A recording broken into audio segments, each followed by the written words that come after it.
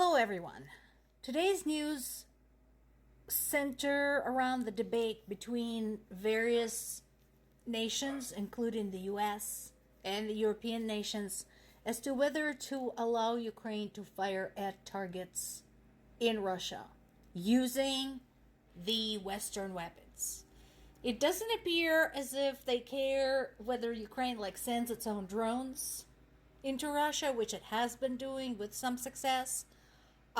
But they are, for some reason, debating whether Ukraine can use the HIMARS, the ATAMCS, and so on and so forth to strike targets within Russia.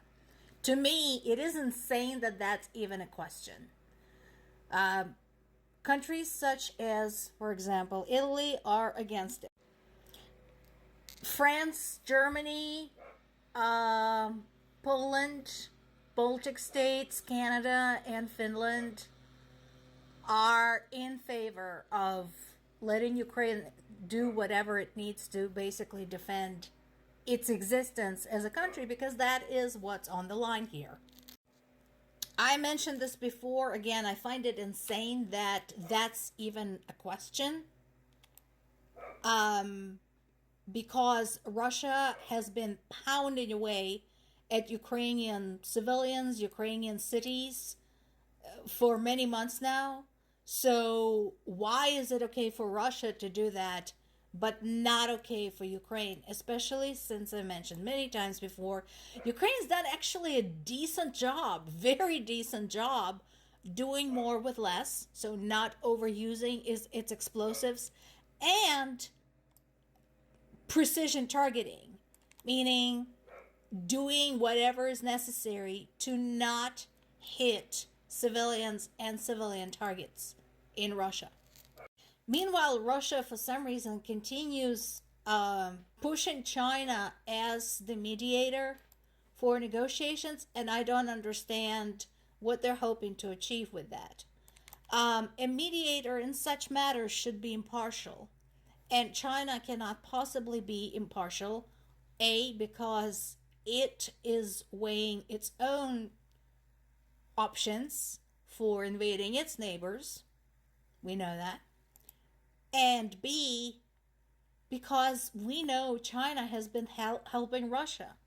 So I don't think that works very well when it comes to impartiality and lack of bias.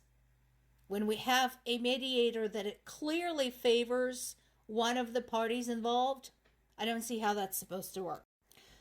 Now, when it comes to Germany's position on the use of weapons, that is a big 180.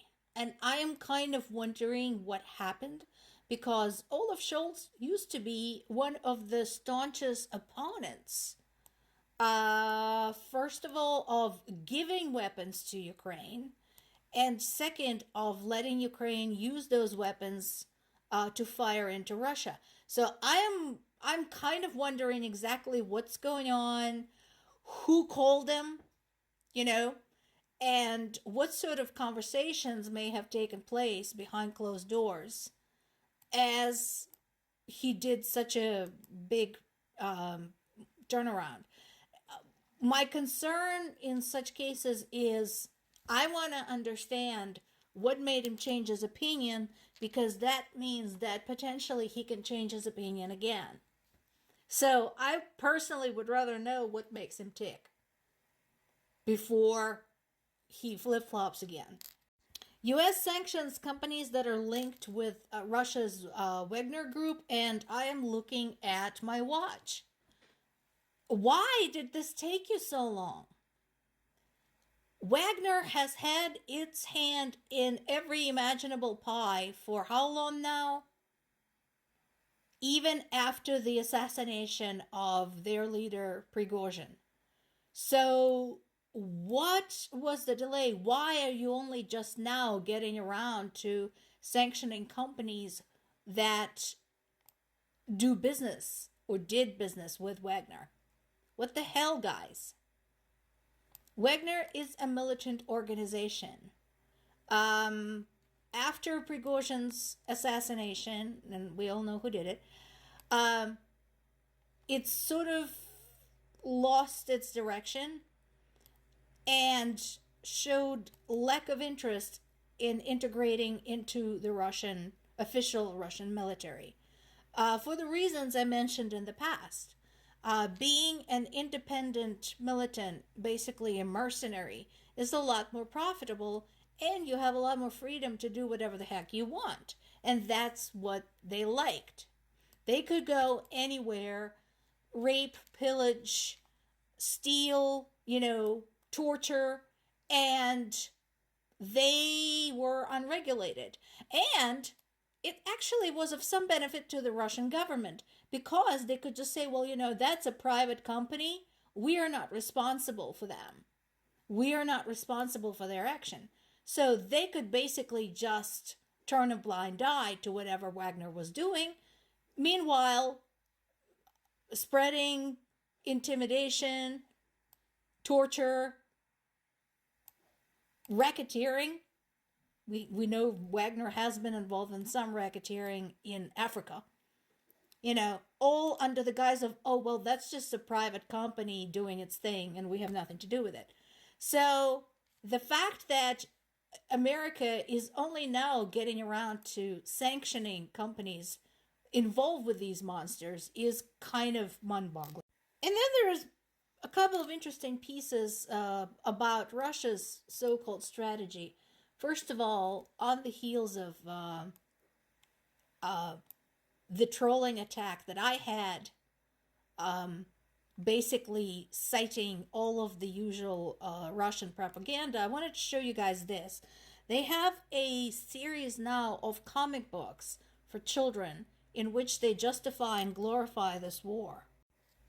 They're being published and distributed all over the place. I'm wondering if they're going to make this as basically as a mandatory part of their school program, which would be a very Russian thing to do at this point. But that is not even the worst of it. One of the main protagonists of these comic books is Colonel General Azatbek Amurbekov, who is the guy behind the Bucha massacre. Can you freaking imagine? They are teaching their children that a man behind the deaths, horrible deaths of these people, of civilians, whose corpses were left in the middle of their own town, that this man is a hero. This is what they're teaching. So people who are saying, well, how can it be that Russia had spread this kind of lies? Here you go. This is how. I know, mind boggles. It's hard to imagine that you could tell something like that to your own children. And yet, this is what they're doing. So why should it be any surprise that they lied about everything else? This, however, is serious. So one of Russia's think tanks suggested a demonstrative nuclear explosion in the United States. At this point, this suggestion has been confirmed by multiple sources. You're free to look it up, and Russians are not hiding it. Specifically, the proposal involves dropping a nuclear bomb at one of United States nuclear test sites, specifically one of the ones in Nevada. So again, tell me again how this is just about Ukraine. And this is not the only thing that the think tanks and Russia's parliament have been proposing when it comes to the United States.